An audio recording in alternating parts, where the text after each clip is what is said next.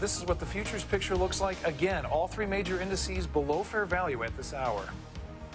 The opportunities for companies in Iraq's reconstruction have been equated in many circles as the next gold rush for companies. Yeah, but navigating through the red tape and finding out about the latest opportunities can be a slow and tedious task for many companies. So how do some companies circumvent that process?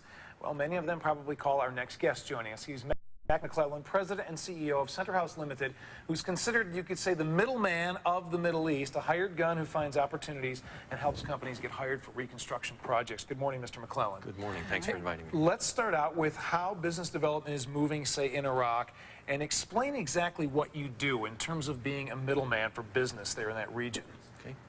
Business is actually not taking off in Iraq yet. The political and security situations are such that it's just unsafe to be in there trying to do too much right now. The companies that are in there, the big ones, Bechtel, Halliburton, KBR, they've got the U.S. military protecting them, but the average company going in there to do business doesn't enjoy that capability right now.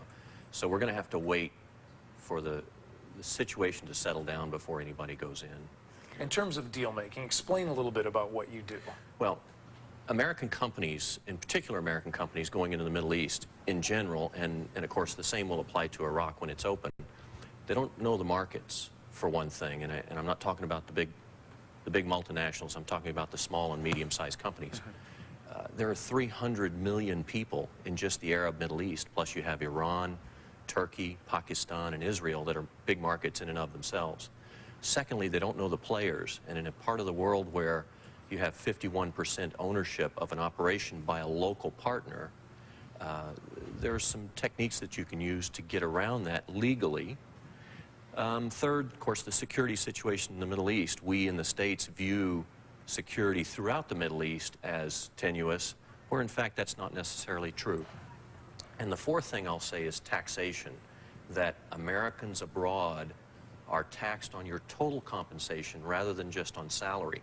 So you making, let's say, $60,000 here in the States, me making $60,000 in the Middle East, and I live and work in Dubai, I'm taxed on that $60,000 plus any other compensation that the company pays for me.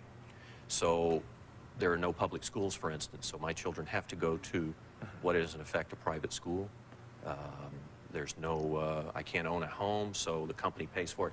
All that becomes taxable compensation, which makes it very expensive to live overseas. Two quick questions for you. First of all, who pays you? The American companies? Do you get paid on both sides?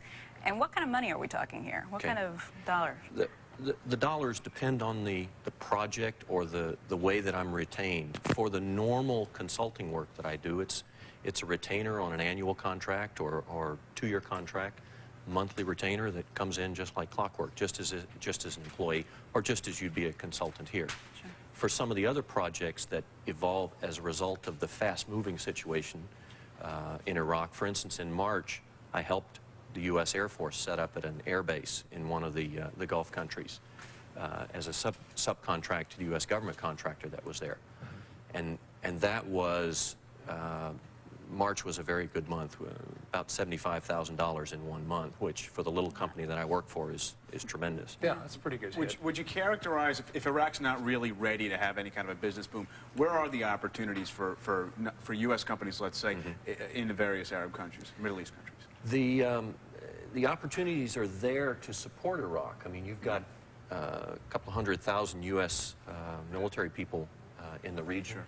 And not just in Iraq, but in the region in total. The U.S. Air Force, for instance, sits outside and flies in. They don't have to be right there in Iraq. Sure. And so the opportunities there are endless for American companies and others. Do companies have to go through you? I mean, it sounds like there are very few people who have the contacts that can do what you do. It almost sounds like if you want to do business over there and you want to deal with these Arab nations, you better know somebody on the inside to get the job done, or you may not get there unless you're a Bechtel that goes in with government support. Right. You don't have to go through people like me, but let me just paint a picture for you. I've got more than half my life in the Middle East. I grew up in Libya and then throughout the years, both in the Marine Corps before and since, I've lived in the Middle East. I speak Arabic. The Marine Corps put me through a program that taught me Arabic and an area orientation so that I've lived in or worked in every Arab country and Israel at least once. Fascinating No way system, to come how up it with a works. job and come up with a story, and it Sure. sounds like an amazing job that is definitely not on the books. Yeah. Mr. McClelland, thank you so much for your time this morning. Mac McClelland, President and CEO, Center House Limited. Still ahead, it's a powerful metaphor for businessmen everywhere, getting to the top of your game and seizing every opportunity once you're there. It is also a lesson legendary tennis pro Nick Palatini